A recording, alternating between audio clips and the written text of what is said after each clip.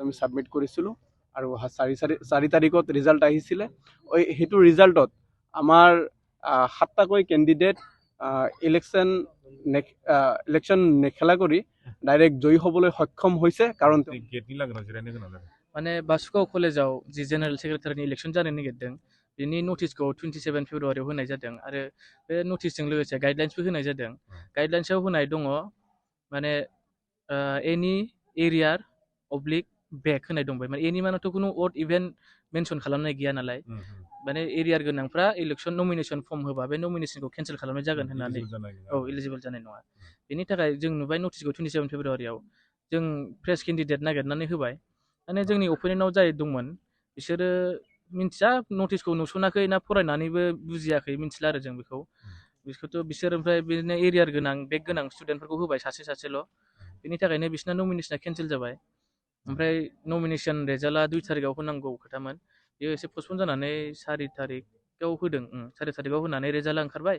Result ओंखारनायनि उनाव एथ' जोंना 7था पजिशनाव माने अपोनेन्टआनो गैला जोंना डाइरेक्ट विनार जाखानाय आरो बेनि थाखाय बिसोर प्रटेस्ट खालामदोंमोन जोंनि जाय एगेन्स्ट दङ बिसोरो प्रटेस्ट खालामनानै माने इलेक्शना 6 फेब्रुवारियाव जानो गोनां मार्चआव जानो गोनांमोन 6 मार्चआव बेबो जानो हायासै खामानिफोरखौ मावनो हायैनि थाखाय डिफार्ट खालामबाय इलेक्शनखौ।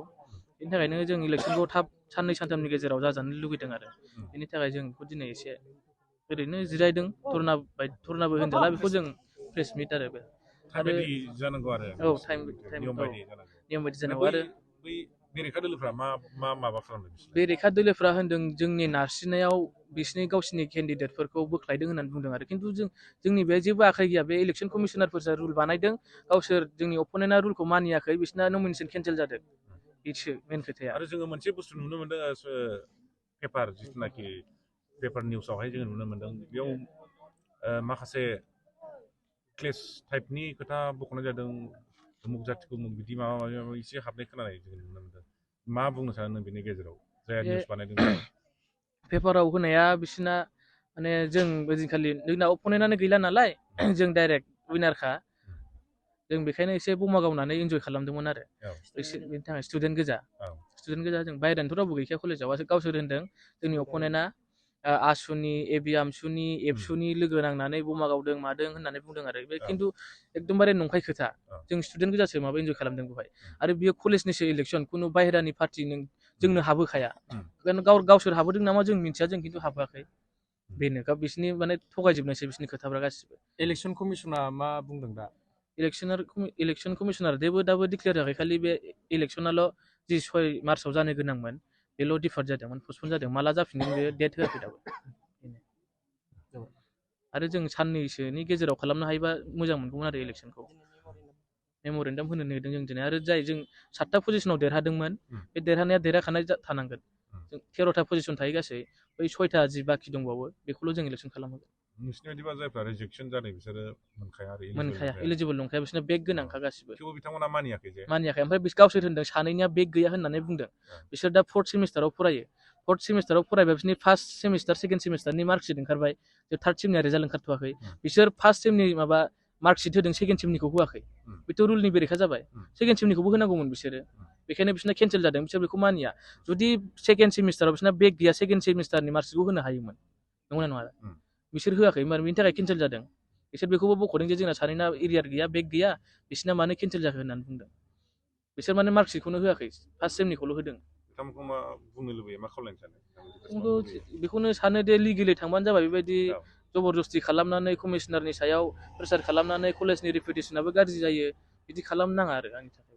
फारसेथिं नै एग्जाम सोलिदों होनना खोनादों। औ एचएसनि एग्जाम सोलिगासिनो फाइनाल बेबो बिराद डिस्टार्ब जायो दावराव दावसि लिरनायफ्राव माबा बिदिनो চাওক যোৱা 27 তাৰিখ 2 মাহ 2024 বৰ্ষত আমাৰ কলেজৰ যিটো সাধাৰণ ইলেকশ্যন হ'বলগীয়া আছিলে তাৰ বিষয়ে আমাক এটা নটিচ জাননী পত্ৰ আমাৰ নটিচ বৰ্ডত দিয়া আছিলে আৰু তাতে হ'বলগীয়া ইলেকশ্যনৰ যিমানখিনি নিয়ম নীতি আছে সেই সকলো নিয়ম নীতি তাত উল্লেখ কৰা আছিলে।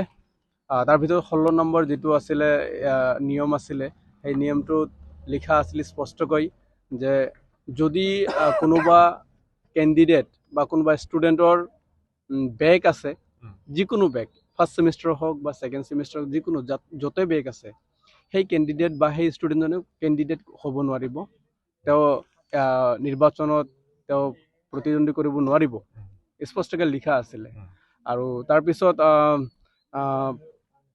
29 তাৰিখত আমাক দিছিলে, নমিনেশ্যন পেপাৰ দিছিলে, আমি তাক 2 তাৰিখত আমি ছাবমিট কৰিছিলোঁ আৰু 4 তাৰিখত ৰিজাল্ট আহিছিলে। সেইটো ৰিজাল্টত আমাৰ 7টাকৈ কেণ্ডিডেট ইলেকশ্যন নেখেলা কৰি ডাইৰেক্ট জয়ী হ'বলৈ সক্ষম হৈছে, কাৰণ তেওঁলোকৰ এগেইনষ্ট নাই। এগেইনষ্ট আছিলে, তেওঁলোকৰ ডিছকুৱালিফাই হৈ গৈছে, তেওঁলোকৰ বেগ আছিলে, 16 নম্বৰ নিয়ম অনুযায়ী তেওঁলোকে ডিছকুৱালিফাই হৈছে আৰু ইলেকশ্যন কমিশ্যনাৰে এইটো ডিছকুৱালিফাই কৰি দিছে। তেওঁলোকে নিয়ম নীতি মানিছে আৰু আমিও নিয়ম নীতিৰ পক্ষে গৈ আছোঁ। তাৰপিছত কথা হ'ল যে যোৱা 3 তাৰিখত আমাৰ অপজিশ্যন যিটো আছিলে, অপজিশ্যন গোট যিটো আছিলে, তেওঁলোকে ধৰ্ণা কাৰ্যসূচী কৰিছিলে। তাৰপিছত ধৰ্ণা দিয়াত তেওঁলোকে উত্থাপন কৰিছে যে এইখন কলেজৰ যিটো সাধাৰণ ইলেকশ্যন আছে, এই ইলেকশ্যনত কোনোবা দল সংগঠনে জড়িত হৈ আছে বুলি কৈছে। আমি এই সংবাদ মাধ্যমৰ জৰিয়তে স্পষ্টকৈ ক'ব বিচাৰিছোঁ যে এই সাধাৰণ নিৰ্বাচনীত কলেজত কোনো ধৰণৰ দল সংগঠন ইয়াত জড়িত নাই, একেবাৰে স্পষ্ট কথা। আৰু এইটো ভুৱা একেবাৰে, যোনে এইটো সংবাদ মাধ্যমত প্ৰকাশ কৰিছে যে কোনো দল সংগঠনে ইয়াতে সংলগ্ন হৈ আছে বুলি, কিন্তু একেবাৰে এইটো ভুল কথা।